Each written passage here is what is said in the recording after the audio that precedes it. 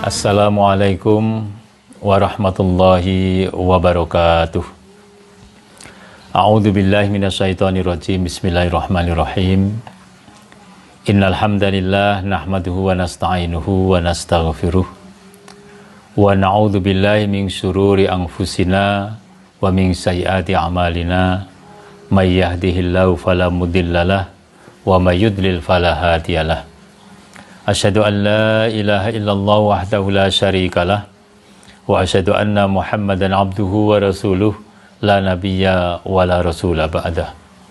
Allahumma shalli wa sallim wa barik ala nabiyyina Muhammad wa ala alihi wa ashabihi wa man tabi'ahum bi ihsanin ila yaumiddin.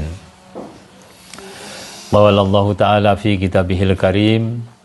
A'udzu billahi minasyaitonir rajim. Bismillahirrahmanirrahim. Ya ayyuhalladzina amanu taqullaha haqqa tuqatih wa la tamutunna illa wa antum muslimun. Amma ba'd. Bapak-bapak dan ibu-ibu yang dirahmati Allah Subhanahu wa taala. Alhamdulillahirabbil alamin. Marilah senantiasa kita bersyukur kepada Allah Subhanahu wa taala atas segala nikmat dan karunia yang dilimpahkan kepada kita, sehingga sampai dengan pada kesempatan ini kita masih sehat lahir dan batin dan masih sempat untuk mengamalkan kebajikan-kebajikan. Mudah-mudahan apa yang Allah berikan kepada kita berupa nikmat sehat dan sempat ini benar-benar bisa kita manfaatkan untuk senantiasa menambah ketaatan kita dan ketakwaan kita kepada Allah Subhanahu wa taala.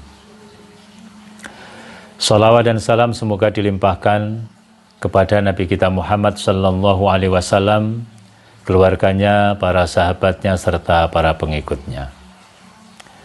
Saudara yang dirahmati Allah Subhanahu wa taala, kita mengetahui dan sangat mengenal bahwa di dalam hidup ini manusia sebenarnya sangat terbatas. Ia dibatasi oleh waktu. Selama hidup di dunia kita sudah mengenal kanan kiri kita ada yang meninggal dunia. Mungkin saudara kita, bahkan teman kita, mungkin teman kerja kita. Itu semuanya membuktikan bahwa memang Allah Subhanahu wa taala membatasi kehidupan manusia dalam satu ketentuan waktu tertentu. Sebagaimana Allah Subhanahu wa taala nyatakan dalam surat Ali Imran ayat yang ke-145 bahwa yang namanya jiwa itu tidak akan mati kecuali karena izin Allah Subhanahu wa taala sebagai kitabam muajjalah, sebagai satu ketentuan waktu yang sudah ditentukan oleh Allah Subhanahu wa taala. Oleh karena itu kita memahami bahwa hidup kita ini hanya satu kali di dunia. Tidak akan terulang sampai 2 kali, 3 kali atau lebih, tidak. Hanya sekali saja. Nah, oleh karena kita memahami dan sadar bahwa kehidupan kita dunia ini hanya sekali saja, maka mari kita coba bagaimana supaya hidup yang sekali ini tidak salah jalan. Hidup yang hanya sekali ini tidak keliru dalam menempuh amal perbuatan. Bayangkan coba, kalau detik ini kita meninggal dunia, maka pada saat kita meninggal dunia, itu sudah tidak lagi kita bisa ingin mengulangi kembali apa yang tadi kita inginkan, yang kita lakukan juga tidak akan bisa. Jadi kalau kita menginginkan suatu kehidupan, kita menginginkan suatu harapan-harapan, ya, merencanakan segala sesuatu sudah tidak mungkin akan terjadi kembali karena kematian itu. Nah, oleh karena itu, saudara yang dirahmati Allah Subhanahu wa taala, hendaklah yang sekali ini jangan sampai keliru jalan. Itulah mengapa kemudian pada kesempatan kali ini saya ingin menyampaikan 3 prinsip utama dalam kehidupan kita supaya kita benar-benar lurus sehingga tidak keliru, supaya tidak merugi kelak kemudian setelah adanya kematian kita. Nah, 3 prinsip itu adalah Yang pertama berkaitan dengan masalah keyakinan, dengan masalah akidah. Akidah itu ada di sini, ada dalam pikiran kita, ada dalam benak kita, ya, menjadi sebuah keyakinan. Itulah yang disebut dengan iman. Maka para ulama telah menyampaikan kepada kita tentang 6 rukun iman, yaitu iman kepada Allah, iman kepada para malaikat, iman kepada kitab-kitab Allah, iman kepada para nabi utusan Allah, kemudian iman kepada hari akhir, dan iman kepada takdir baik maupun buruk. 6 rukun iman ini menjadi penting bagi kita. Nah, kuncinya adalah kalimat la ilaha illallah. Jadi kita mengenal dalam sebuah hadis, ya, miftahul jannah la ilaha illallah. Kunci surga itu adalah kalimat la ilaha illallah. Nah, siapa saja orangnya yang sudah sampai kepada kalimat la ilaha illallah dengan menyatakan sebagai satu keyakinan, sehingga kalau orang dulunya tidak Islam kemudian dia masuk Islam, dia harus bersyahadat, disaksikan dengan 2 orang muslim minimal yang akil balik, yang faham betul, untuk bersaksi bahwa tidak ada ilah kecuali Allah Subhanahu wa taala. Kalimat la ilaha illallah ini. Nah, ini kunci pertama. Sehingga Allah menyatakan di dalam Al-Qur'an, innad dina 'indallahil Islam. Sesungguhnya agama di sisi Allah Subhanahu wa taala yang benar itu adalah al-Islam. Wa may yabtaghi ghairal islami dina fala yuqbala minhu wa huwa fil akhirati minal khasirin. Barang siapa yang mencari agama selain agama Islam, maka tidak akan diterima selamanya, dan dia kelak di akhirat akan termasuk orang-orang yang merugi. Ini adalah konsepsi di dalam Al-Quranul Karim. Sehingga kunci yang pertama dalam keimanan ini adalah kita mesti beragama Islam. Jangan sampai keliru, ini prinsip hidup yang kita hanya sekali saja. Nah, tetapi kita juga harus paham bahwa di dalam Islam itu kenyataannya tidak hanya satu macam saja kita melihat, berbagai macam pemahaman, ya. Oleh karena itu di dalam masalah akidah ini juga harus benar.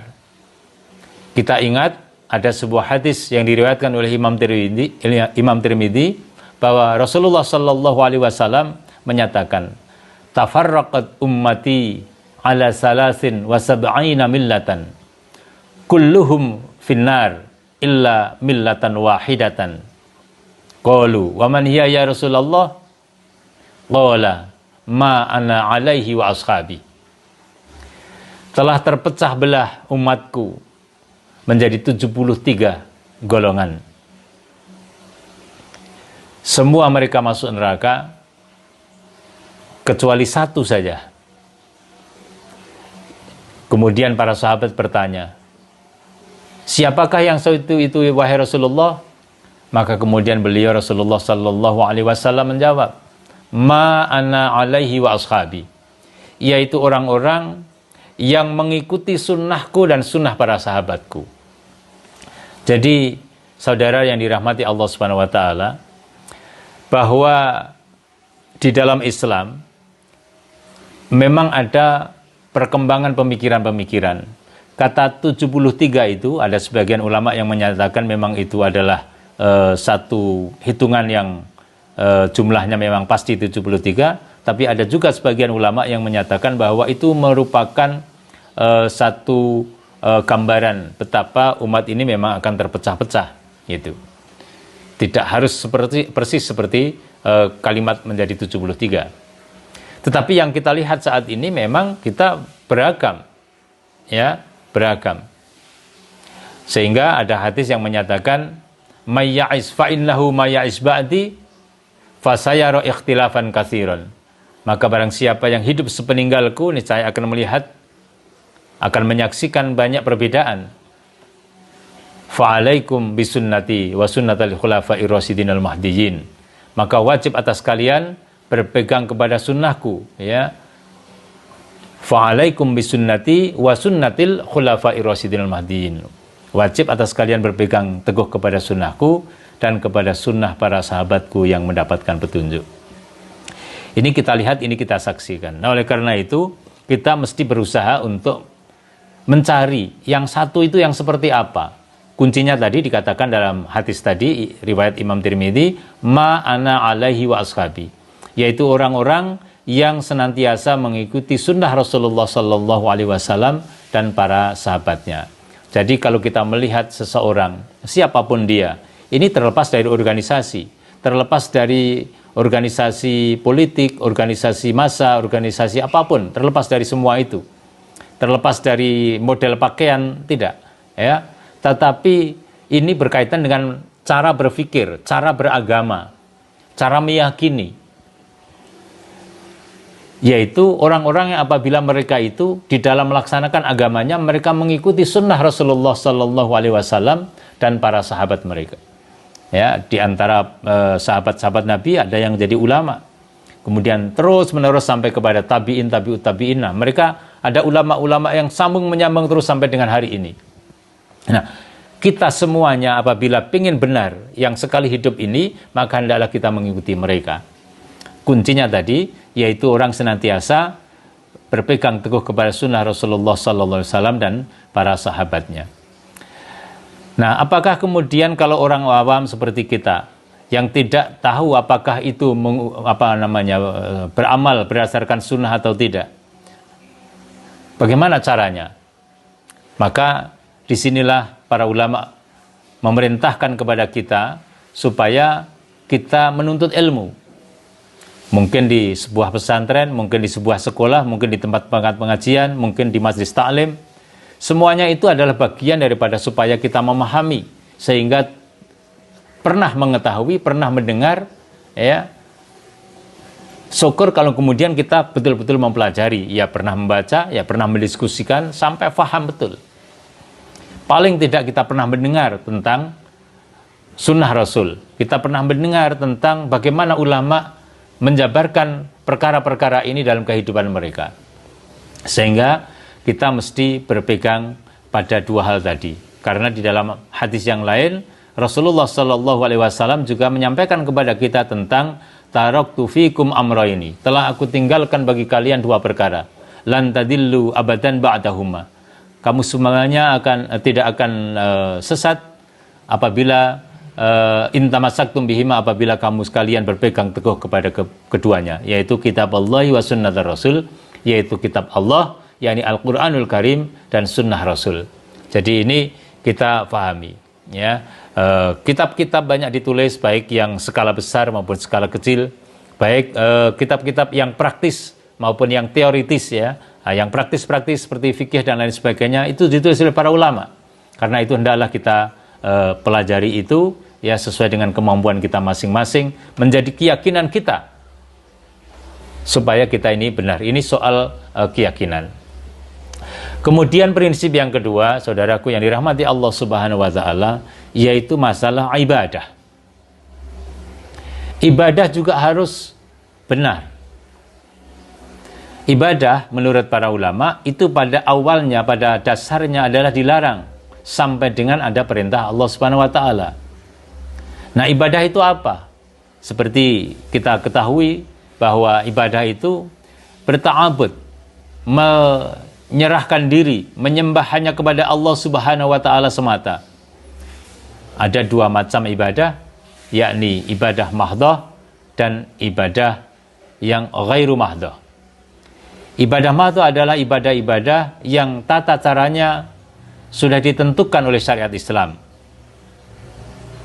Seperti sholat, puasa, zakat, haji, dan sebagainya, ya. Semuanya sudah ditentukan. Itu ibadah-ibadah mahdhah. Nah, ada pula ibadah ghairu mahdhah. Seperti silaturahim, ya, membangun masjid, dan lain sebagainya juga merupakan ibadah. Tetapi ghairu mahdhah, tata caranya tidak ditentukan pasti oleh syariat. Karena itu, saudaraku yang dirahmati Allah Subhanahu wa taala, di dalam hal yang berkaitan dengan masalah ibadah ini, hendaklah kita fahami ini sebuah prinsip di dalam ibadah, dua hal yang harus terpenuhi, yaitu yang pertama adalah ikhlas kepada Allah Subhanahu wa taala, dan yang kedua adalah sesuai dengan apa yang diperintahkan atau yang dilakukan, yang dicontohkan oleh Rasulullah sallallahu alaihi wasallam dan para sahabatnya. Kita melihat di dalam kenyataan kehidupan kita, ada banyak beragam pula pemahaman-pemahaman di dalam ibadah, sehingga muncul madhab-madhab yang begitu banyak. Yang terkenal ada 4. Jadi saya sampaikan dalam forum ini, bahwa madhab fikih itu tidak hanya 4 sebenarnya, lebih dari 4. Ya, tetapi yang sangat terkenal sampai dengan hari ini, diikuti oleh banyak orang ada 4, yaitu madhab Hanafi, madhab Maliki, madhab Syafi'i, dan madhab Hambali. Ini semuanya diakui dan dibenarkan oleh para ulama. Oleh karena itu, apabila ada saudara kita, bahkan kita sendiri, mengamalkan suatu ibadah salah satu daripada 4 madhab atau bahkan madhab yang lain yang penting berdasarkan Al-Quran dan Sunnah Rasul, maka itu ditolerir. Ya, kita tidak bisa saling menyalahkan satu sama lain, meskipun mungkin kita berargumentasi bahwa yang pendapat ini mungkin memiliki kelemahan, pendapat yang ini mungkin memiliki kebenaran atau kelebihan, kekuatan di dalam berdalil dan lain sebagainya. Itu boleh ya, kita berdiskusi semacam itu. Tetapi kita tidak bisa saling menyalahkan satu sama lain. Nah, kuncinya 2 tadi. Yang pertama di dalam ibadah adalah ikhlas kepada Allah Subhanahu wa taala. Jadi kita beribadah itu ikhlas, benar-benar lillahi ta'ala. Qul inna sholati wa nusuki wa mahyaya wa mamati lillahi rabbil alamin. Katakanlah, sesungguhnya salatku, wa nusuki dan ibadahku, dan nusukku, ya, wa mahyaya dan hidupku, wa mamati dan matiku, lillahi rabbil alamin, hanya untuk Allah Subhanahu wa taala. Atau dalam ayat yang lain, Allah Subhanahu wa taala berfirman, wa ma umiru illa liya'budullaha mukhlishina lahuddin, dan tidaklah mereka diperintahkan kecuali supaya mereka beribadah kepada Allah dengan ikhlas. Jadi kunci ikhlas ini penting sekali. Lillahi ta'ala. Tidak untuk yang lain, bukan untuk riya, pamer kepada orang lain, bukan untuk kesombongan, bukan untuk ujub, bukan untuk kemalas-malasan juga. Kadang-kadang kita beribadah ada rasa malasnya. Nah, tidak. Jadi ini memang betul-betul lillahi ta'ala. Nah, kemudian yang kedua tadi adalah bahwa kita mesti beribadah sesuai dengan apa yang Rasulullah Sallallahu Alaihi Wasallam bersama para sahabatnya syariatkan kepada kita. Jadi yang membuat syariat itu adalah Allah Subhanahu Wa Taala melalui Rasulnya Nabi Muhammad Sallallahu Alaihi Wasallam, para sahabat, dan kemudian kita semuanya sampai dengan hari ini mengikuti mereka-mereka itu. Nah, ini dalam ibadah. Bagaimana kalau kemudian ternyata ada peribadatan yang di tengah-tengah masyarakat kita, ya, tetapi tidak ada dasarnya, ya kita tidak usah mengikuti. Ya, kita ikuti saja dari apa yang sudah diajarkan oleh Nabi kita, oleh Rasul. Kita ikuti, bahkan mengikuti apa yang diajarkan oleh beliau saja dengan para sahabatnya, mungkin kita sudah sangat banyak untuk mengamalkan sunnah-sunnah beliau ini. Sangat banyak dalam beribadah. Ini prinsip yang kedua, yakni berkaitan dengan masalah ibadah. Jadi hendaklah kita benar-benar beribadah sesuai dengan apa yang Rasulullah Sallallahu Alaihi Wasallam contohkan kepada kita bersama para sahabatnya. Mungkin beliau memerintahkan secara lisan, mungkin beliau memerintahkan tetapi tidak secara lisan, tetapi berupa contoh perbuatan. Mungkin juga tidak dikatakan, juga tidak dicontohkan, tetapi beliau menyetujui, membiarkannya. Ini menjadi sunnah. Atau tidak dilakukan oleh beliau, tetapi dilakukan oleh para sahabat. Kita juga boleh mengikutinya. Contoh yang dicontohkan oleh sahabat adalah, misalnya di dalam kita melaksanakan ibadah haji, pada saat kita melaksanakan sa'i antara Safa dan Marwa, itu di sana ada doa, Rabbighfir warham, innaka antal azul akram. Ini adalah salah satu doa yang dicontohkan oleh para sahabat, tidak sampai kepada Nabi setahu saya. Tetapi ini boleh diamalkan. Kenapa? Karena dicontohkan oleh sahabat, sehingga menjadi sunnah para sahabat. Nah, kita boleh mengamalkan itu. Sehingga tadi ada kata fa'alaikum bisunnati wa sunnatil khulafa'ir rasyidil mahdiyyin, itu kemudian bisa menjadi dasar bagi kita mencontoh para sahabat Nabi. Saudaraku yang dirahmati Allah Subhanahu wa taala, kemudian prinsip yang ketiga yaitu bahwa di dalam hidup ini hendaklah kita memiliki akhlak yang baik dan muamalah yang baik.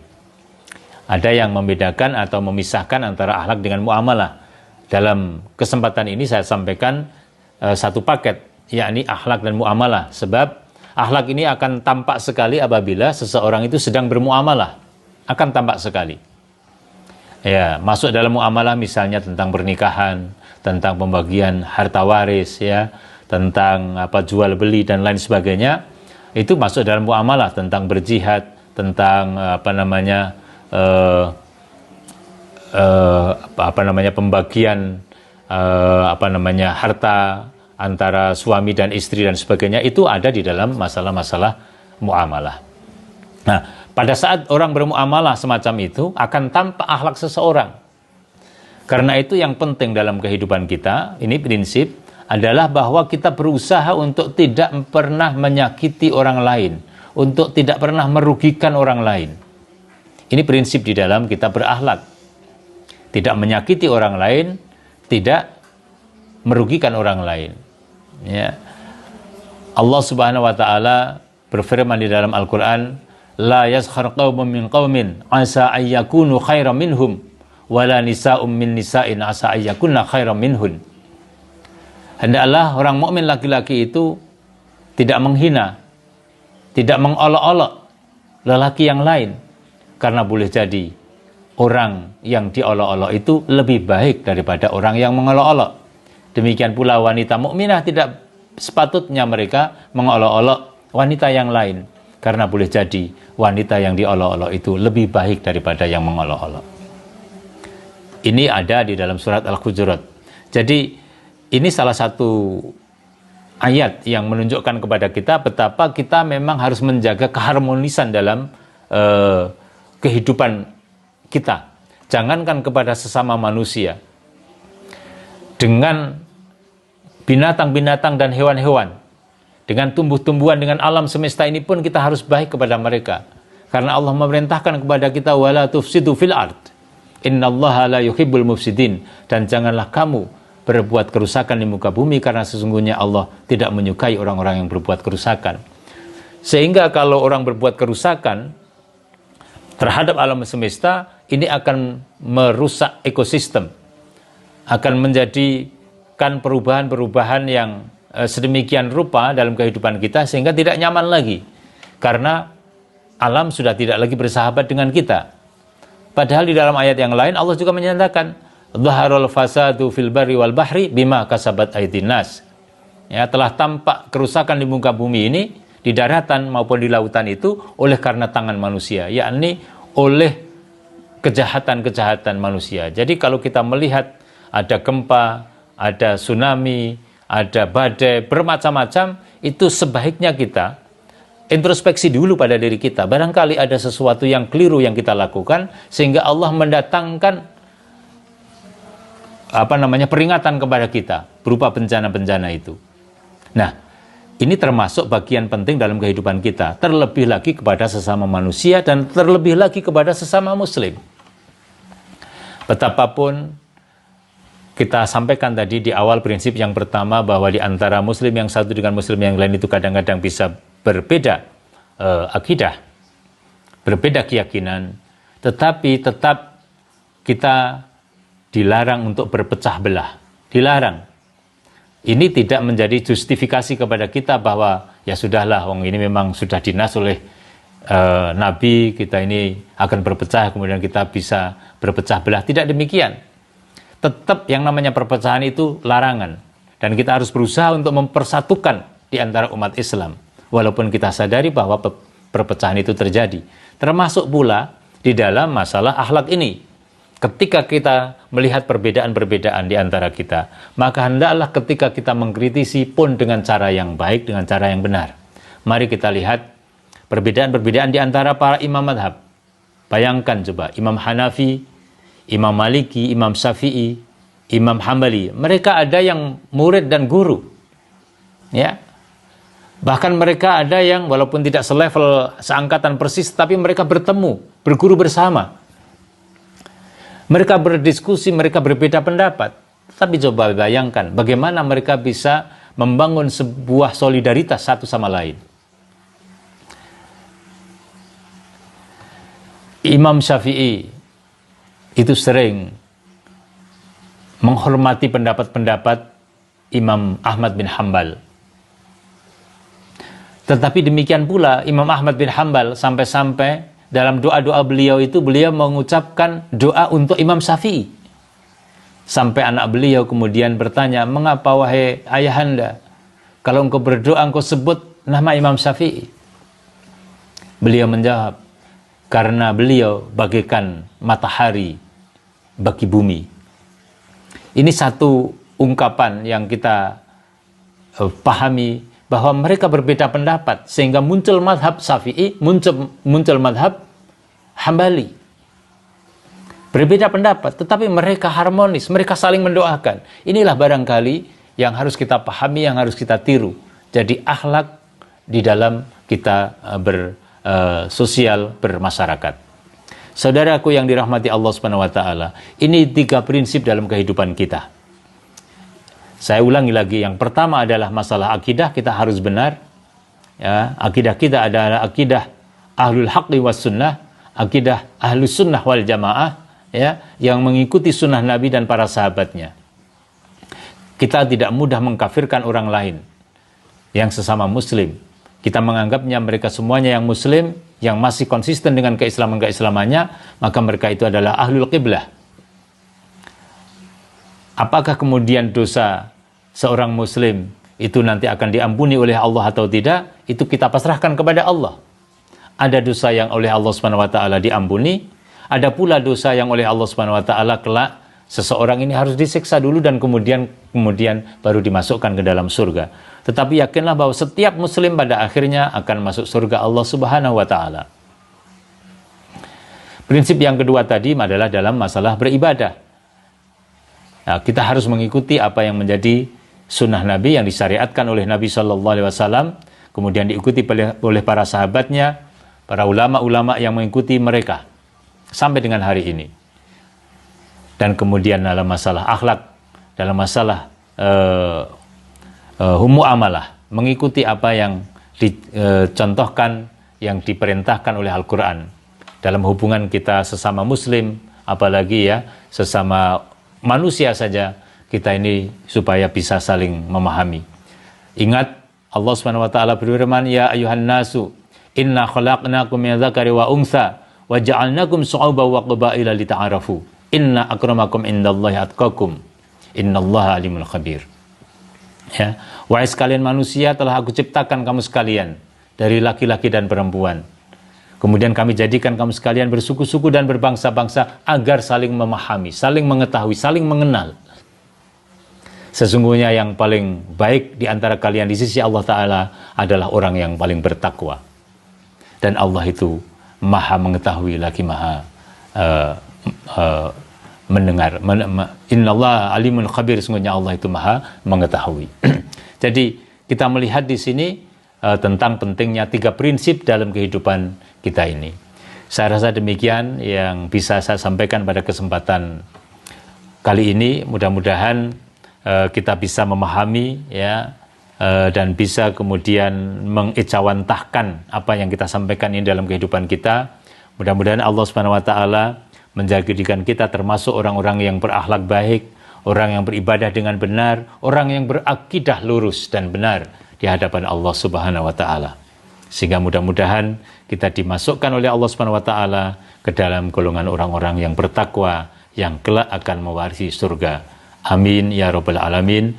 Kurang dan lebihnya mohon maaf. Kalau benar itu dari Allah dan kalau salah dari saya pribadi, saya mohon ampun kepada Allah Subhanahu wa taala dan mudah-mudahan Allah menunjukkan kita kepada jalan kebenaran lahir dan batin.